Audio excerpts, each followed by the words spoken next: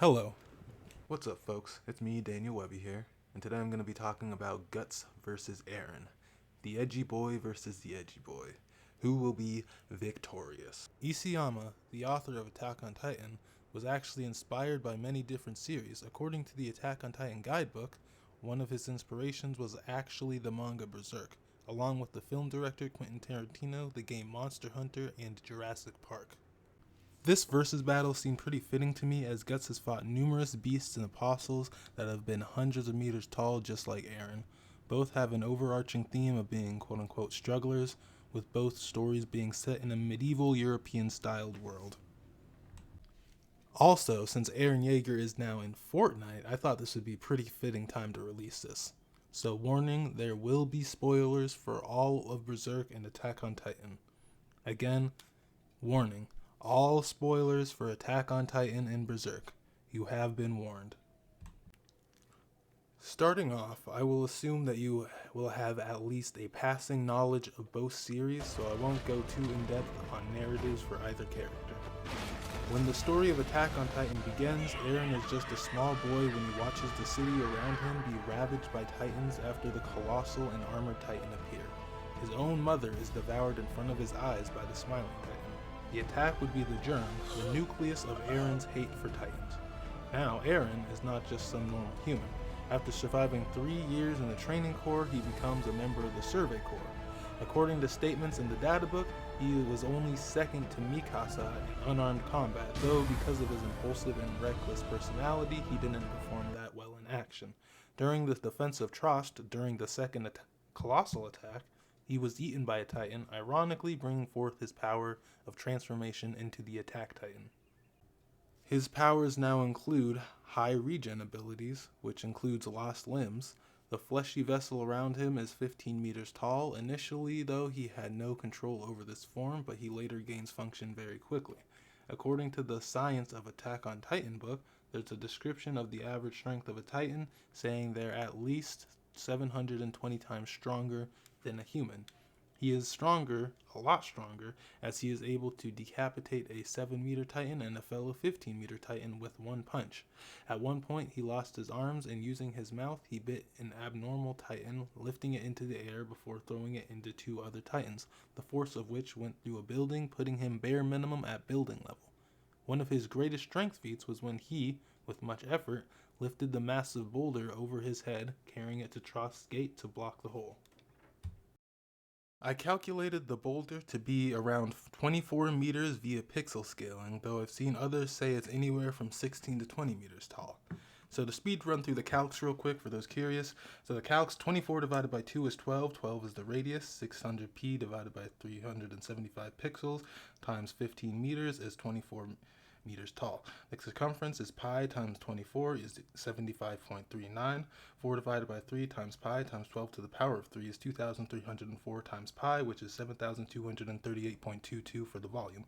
Density of rock is 2,700 kilograms per meter squared. Mass is volume times density, so that will be 7,238.229 times 2,700, and that is 19,543,218.3 kilograms, or 430,090,000 pounds. So it could be anywhere from 19,180,000 pounds to 430,090,000 pounds. At this point, the force of Eren's transformations alone, the explosion, is calculated to be around 0.157 tons of TNT, or 660,661,968 joules, which equates to small building level. Once Eren joined the Levi squad, they were ambushed by the female Titan. She killed most of the soldiers, causing Eren to be enraged and attack her as the Attack Titan. He holds his own for a bit, but soon gets dominated by Annie's superior combat and gets completely obliterated. The guidebook stating that she KO'd him with a quote, lightning speed head kick, though reasonably most would assume that's hyperbole. She also shows the ability to harden her skin, using that to completely crush Eren. She bites him out of his shell, kidnapping him for a brief time before Levi and Mikasa rescue Eren, letting the female Titan escape. Later, Armin, Mikasa, Eren, and Annie are all together when Armin reveals to us that he deduced that Annie was the female Titan. She then turns into the female Titan, Eren, after some convincing, turns into the Attack Titan and beats her like an unruly housewife. Annie, her transformation alone is large city block level. She has the attack potency, being able to bisect the Attack Titan with a single kick. Her speed would be at least subsonic, as she is able to easily react to and kill numerous people with ODM gear, which according to the book The Science of Attack on Titan, on page 148 says it moves at a maximum speed of 227 miles per hour. During their fight, they destroy multiple buildings. It ends with Mikasa cutting through Annie's fingers, dooming her to Eren, who tries to eat her, but she saves herself by going into a stasis-like form, covering herself in the hardening crystal. A piece of the wall is then broken, revealing a colossal titan behind it.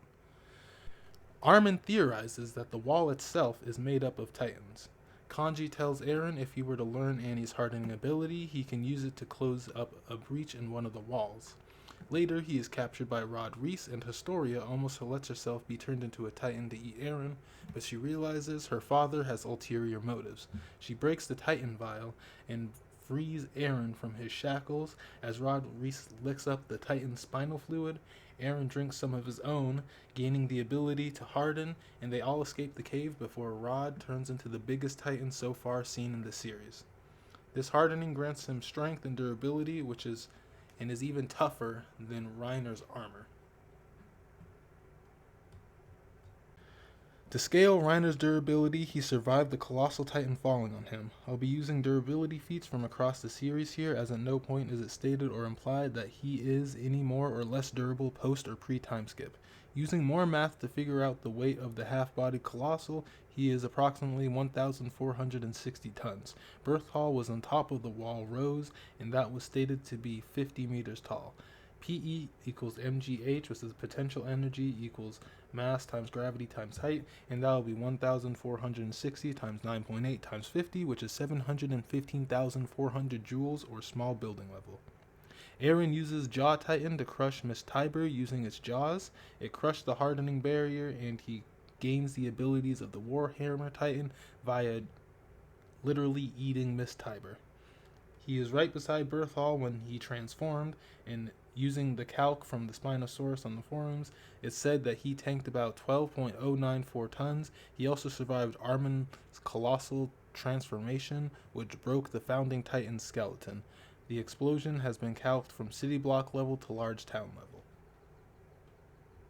Since Guts has a lot more feats and statements, I'm going to keep the story summary to a minimum and will use mostly outstanding calcs. Guts goes from a boy who has to survive on a battlefield fighting base humans to making enemies with gods and even defeating an ancient sea god. Guts has many weapons at his disposal: his famous hunk of iron, the Dragon Slayer, some small explosive bombs, a crossbow, and an arm cannon, as well as he uses throwing knives once or twice. Once Guts obtains the Dragon Slayer from Goto, he is seen cutting through apostles with ease. Apostles are seen bare minimum building level. Going in chronological order of arcs, we'll start at the Golden Age. So to start off with some miscellaneous feats and abilities, at the start of the story, he's only around 15 to 18 years old, using a broadsword and minimal armor. He has enhanced senses and reflexes, demonstrated early on when he was able to block a javelin being sniped at him from the darkness. He claims that the javelin, quote, felt like a cannon, unquote. Despite his bulky and large frame, he is quite stealthy, being shown to sneak into Julius's palace without being detected, only fumbling at the very end. He is shown to have slight air manipulation via his sword. While fighting Salat, the Kushin used razor whips, and Guts swung his sword hard enough to create a gust of wind to knock away the whips. He is very acrobatic, as when he is in the eclipse, he is shown flipping over several apostles. When Guts was younger, he was able to bisect a man named Samson who wore armor 3 times as thick as normal plate armor. Quote, even if he were buried in a rock slide, it wouldn't even be dented, unquote. He shattered his mace, he cut through his shield, and embedded his sword into the man's head, all with a single swing. During the 100-man fight, he was able to cut through armor and weapons as if they were paper. At this point, that would put him at wall level. The Apostle Wild. During the start of their fight, Wild smashed a boulder with his fist, which was calculated at 0.04 tons, making him to be small building level in power. Guts was able to fight with him on somewhat equal footing, only getting overpowered once Wild became an apostle. Back in his human form, Wild is calced at Mach 6.44 in speed, which is considered to be high hypersonic. Once he is in his apostle form, he rips trees from the ground and is able to use them as clubs, swinging them around quickly, knocking Guts around. After the eclipse, Guts receives something, quote, too big to be called a sword, too big, too thick, too heavy, and too rough. It is more like a large chunk of iron, unquote. The famed Dragon Slayer. I ran through some math on the size of this thing. Guts is about 6'3", and if we scale him from the sword, it comes out to be around 60 inches long, 12 inches wide, and if we scale it down slightly, it's about 2 inches thick. A cubic inch of iron weighs 0.284 pounds. Combining all of that, this thing weighs about 408 pounds. And I didn't even calculate the tapered edges, so it's definitely heavier than that. Guts is able to swing the sword around like it's nothing, carrying it on his back, and is able to run with this for days on end with little to no rest. I'm going to be skipping forward a bit since the Black Swordsman arc doesn't have many interesting or relevant feats/statements, though even in this arc he is shown to have above subsonic movements, deflecting attacks that is, quote, too fast for the human eye to see, unquote. He even has massive durability feat when the Emperor throws him through a stone pillar. Using some pixel scaling, I calculated this to be large building level in durability. During the Lost Children's arc, Guts is fighting a moth-like apostle named Rosine. She is implied to be the fastest apostle, as Guts several times states that she is moving too fast for him to even comprehend what he's seeing. She also creates sonic booms when she speeds up. No other character in the manga is shown with this speed indication. At one point, dodging Rosine's charge at close range, Guts turns his head just in time to avoid it being torn off. This movement was calced at Mach 4.8 or hypersonic. Here he shows his resistance to heat, being caught on fire for multiple minutes without any sign of pain, but he does use embryonic fluid of the cocoons to douse the flames. He also has poison resistance, as he is only staggered and slowed when Rosine poisons him. Rosine then stabs Guts through his arms, flying high into the air. While she is giving a bad guy monologue speech, Guts uses his arm cannon and they both fall. It's an incalculable distance, but it's clearly at the bare minimum hundreds of feet above the tree line in one panel. When they fall, it shows they are both above the cloud layer in temperate regions. Based on the drawings, I would assume it's not a tropical nor a polar region. Cloud layers can be anywhere from 2,000 meters to 12,000 meters. He falls from a high distance several times during this fight. Guts later tracks down Casca to a camp where she has wandered and is hanging out with some prostitutes. She is then captured by Mazgus, an apostle priest. Mazgus, in his human form, completely vaporized a water creature. The vaporization has been calculated to be 119.04 tons or multi-city block level. Guts then fights Serpico, another swordsman known for his fast and precise fighting style. Guts, when facing Mazgus in his apostle form, is able to break his armored skin, mortally wounding him. Not before tanking his God's Breath attack, which, as stated before, incinerated a water creature and was multi-city block level. Guts then dons his badass Berserker armor. The Berserker's armor's power is removing the pain of the wearer, making them stronger and faster. During the fight at Flora's home, when Griffith sends his army to attack, the Apostle Grunbel appears. He turns into his apostle form, a dragon with scales made of corundum. Corundum is a mineral much harder than steel. Guts is able to stab through his scales, damaging Grunbel, though how deep the sword goes and how big the cut is, we don't really know.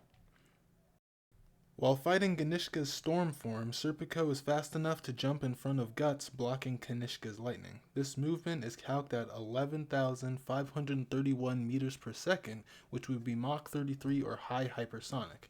Guts is later able to defeat Serpico in battle while being disadvantaged, being forced to cut through many stone pillars to swing his sword. Guts is also hit by Ganishka's lightning, stated by Ganishka, quote, "My lightning nigh incinerates reincarnated apostles, yet you survive after receiving this much of it," unquote. We can assume that his lightning is some type of special apostle lightning, which would be faster and stronger than normal lightning, but since it's basically unquantifiable, I'll scale this using base lightning. Tanking that would be a great feat for heat and power. According to weather.gov, the National Weather Service, lightning passes through air at 50,000 degrees Fahrenheit.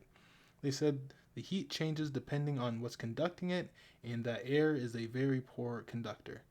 According to the National Weather Service, once more, a lightning flash is 300 million volts or 215 kilowatts. Guts and Serpico both dodge a lightning strike as well, which is calced for Serpico at a speed of 22,303.1 meters per second, or Mach 65.54, which equates to high hypersonic plus. Guts, on the other hand, moved at a speed of 33,314.7 meters per second, or Mach 98, equaling high hypersonic plus as well. Now on to the actual battle. First I'll start with base Eren with ODM and base Guts without his Berserker armor. To give the benefit of the doubt, the fighting arena will be set in the Trost district in just like the middle of the city somewhere, random in like the street. And so to be honest though, this won't really be much of a fight as Guts' speed and power here far eclipse anything Eren has shown. The fastest ODM gear is capable of going is a little over 200 miles per hour, and if you remember, Guts in the Rosine fight showed reaction speeds over Mach 4. He may be able to render his ODM gear useless as he would be able to swing his Dragon Slayer, creating an air current to knock away the prongs. The ODM gear swords are also shown to be quite fragile, breaking after overuse over a short period of time. Any type of sword clash between the two would result in that occurring. Guts may not even be able to get damaged in general by Eren, as he's tanked attacks like the 1,000 punches from Mozgus that scale higher than anything Eren could do. This would be a very easy win for Guts. Next, I'll do base Guts against the Attack Titan Eren with the hardening. The main thing that I think will be of contention is the hardening, as Guts has still shown higher speed and power feats. You may think back to the time Eren picked up the boulder and walked it across town, though lifting something heavy doesn't always equate to being able to output that same power. You can see this in real life, for example, as powerlifters/bodybuilders will lose to smaller, thinner athletes in boxing/MMA matches. Just because you are able to lift something heavy doesn't mean you will be able to output that same power. Guts would also be able to survive Eren's transformation, as Guts was able to tank Mozgus' God Breath, which, thinking about it now, is probably amped since he wasn't in his apostle form when he first used it. The attack scaled to multi-city block level, while this version of Eren was only able to output small building level. While Eren can use his hardening to protect himself and coat his fists to do more damage, this may still be ineffective. The hardening ability is somewhat incalculable, as it's never stated what material it's made of. The only time it's seen broken is when Eren used the Jaw Titan to crush Miss Tiber, and no one else has been able to even dent or scratch the material prior. The strongest material Guts has been seen cutting through is Corundum when he fought Grundle, though based on what we've seen the hardening do, I highly doubt Guts can cut through it. Since Eren is so massive in this form, this may work more as a detriment, as he's just a larger target and Guts could easily cut off a foot before Eren has the time to even react with his hardening ability. He would have the time to harden his nape, but it wouldn't take Guts long to cut off his head and see Eren inside it. Eren may cut himself out of the Titan and create another one, thinking the explosion would be enough to kill him, but it would end in a repeat of what just happened. If Guts were somehow get hit by one of his hardened kicks or punches, it really wouldn't be any more damaging than anything any apostle has hit him with prior. For the final part, I'll go over Eren once he gets his Warhammer ability and then the Founding Titan. Once Eren eats Miss Tiber, he gains the ability of the Warhammer, being able to change his skin into any shape he wishes. He is only seen turning his skin into spikes for long-range attacks. It's implied that he isn't able to do much more than that since he isn't as experienced as Tiber. Before that, Eren has an interesting speed feat where he reacts to and dodges some cannon fire, speculated to be from a smooth-bore cannon. Him dodging this would be considered supersonic reactions. He doesn't seem to be much faster than any other Titans, as Zeke was shown throwing rubble with the sonic boom coming from his arms. If Eren were to play the smart and constantly spam as many spikes as he could, he may have some luck against non-berserker Guts. There would be some win conditions here, as Guts may not be strong enough to break through the spikes and Eren may catch Guts off guard. Berserker armor Guts would have no issues dodging and or tanking these spikes, as he was earlier shown able to tank and dodge lightning. Okay, so here's the thing. The Founding Titan is very strong. Basically, you become omnipotent, but only to a certain race of people. Depending on how you interpret statements and implications, Eren would either just stalemate most versus battles or he would win instantaneously. The Founding Titan would be able to see Eren's past, present, and future. He could effectively use precognition to see every single thing Guts will do to him. Eren will be in a realm above time and space, and he will have full control of his actions in the past and future as well, though it was technically Ymir forcing certain events to take place. The Founding Titan connects all the past to the coordinate. All subjects of Ymir have a connection. The past can do anything Ymir wills it to. If they want to send memories, she can. If they want to turn a subject into a Titan at will, Ymir can. She can revive Titan shifters. If Ymir has a path to someone, it can manipulate their anatomy any way the founder sees fit. Armin in chapter 157 says that, quote, every Eldian is connected to one another by the path. It's because Ymir wants it to be connected, unquote. So Eren might be able to bypass the racial limitation of his ability and have total bodily autonomy over Guts just because he feels like it.